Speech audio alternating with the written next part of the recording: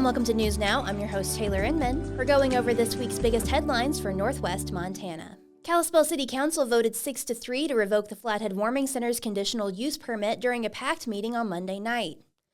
Councilors Carrie Gabriel, Sam Nunnally, Sid Dow, Jed Fisher, Chad Graham, and Mayor Mark Johnson voted in favor of shutting down the low-barrier homeless shelter on North Meridian Road. Councilors Sandy Carlson, Jessica Dahlman, and Ryan Hunter opposed the move.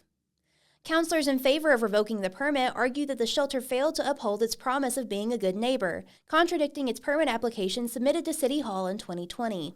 They also cited the collapse of talks between shelter leaders and neighbors during a 60-day negotiation period over the summer. Dahlman and Hunter countered by arguing that the shelter leaders abided by the conditions stipulated in their permit and were unfairly expected to address issues of homelessness felt countywide and statewide. A revocation of the center's permit was effective after council voted on it, and the property can no longer be operated as a homeless shelter, according to City Manager Doug Russell. He said that the property can still perform uses allowed under its zoning. Warming Center Executive Director Tanya Horn said in an interview with the Daily Interlake on Tuesday that she and others are in the facility still working and are looking at all their options. Horn said that revoking the center's permit was a violation of its constitutional right and that litigation is a possibility. During the September 16th meeting, City Attorney Jonna Preble said she was unable to find a case dealt with by the Montana Supreme Court that had to do with revocation of a conditional use permit. Horn addressed council prior to the vote, speaking during a public comment period that lasted around an hour. She said they were truthful with the city and did not lie on their application. Graham brought forward the motion to revoke the shelter's permit, presenting what he described as findings of fact that he said showed the shelter reneged on promises made in its application. Graham referenced a section of the shelter's permit application that responded to resident concerns brought up when the shelter hosted a neighborhood meeting. One such concern was public defecation, which came up several times during public comment and in discussion between councilors on Monday night. In the application, Horn wrote that in her previous experience running a shelter, guests often want to give back to the community they are a part of by picking up garbage and generally being protective of the neighborhood.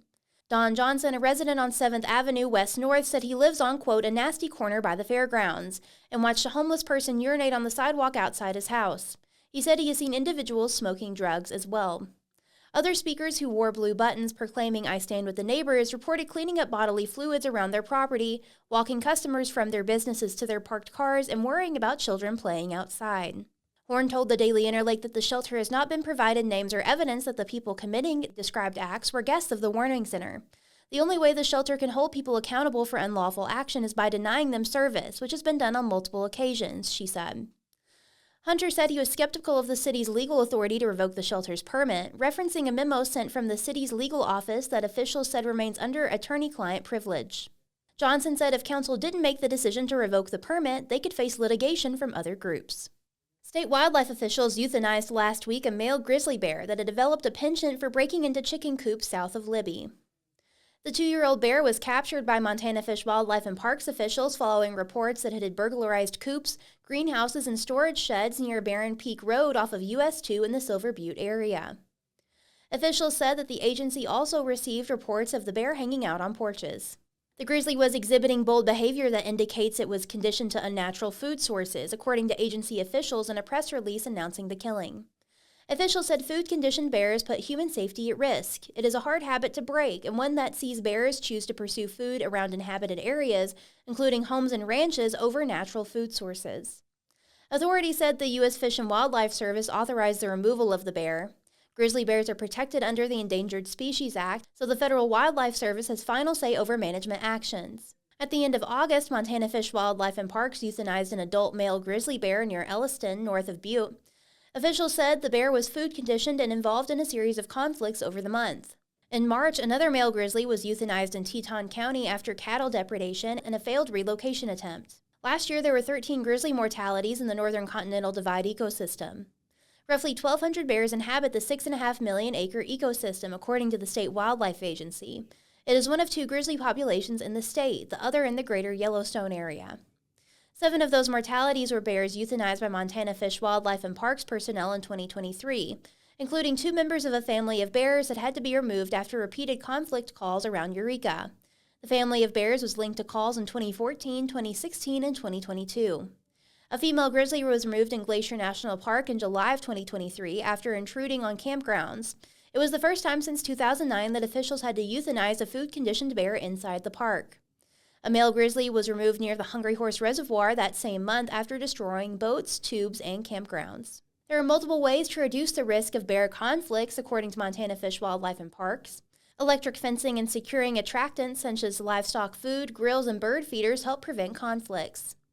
Officials urged residents to report all conflicts to Montana Fish, Wildlife, and Parks. Local conservation groups have filed a lawsuit in federal court which alleges that the National Park Service and U.S. Fish and Wildlife Service violated the Endangered Species Act by approving a trout reintroduction project in Glacier National Park.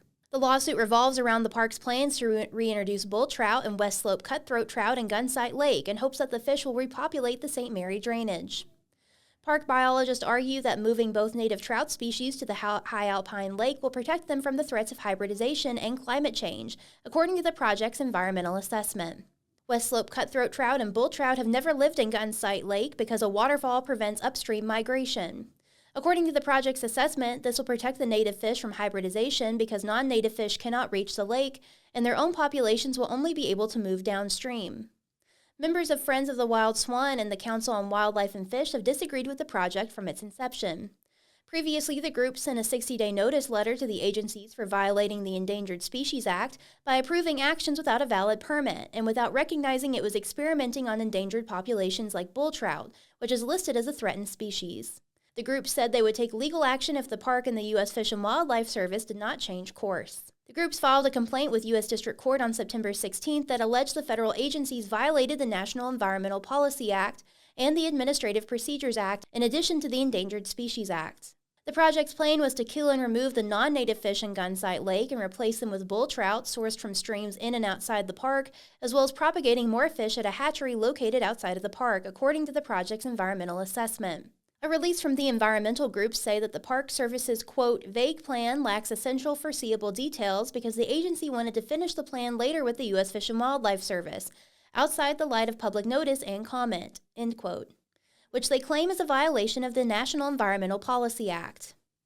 Because NEPA contains no judicial review provisions, courts review NEPA decisions under the Administrative Procedures Act, according to court documents.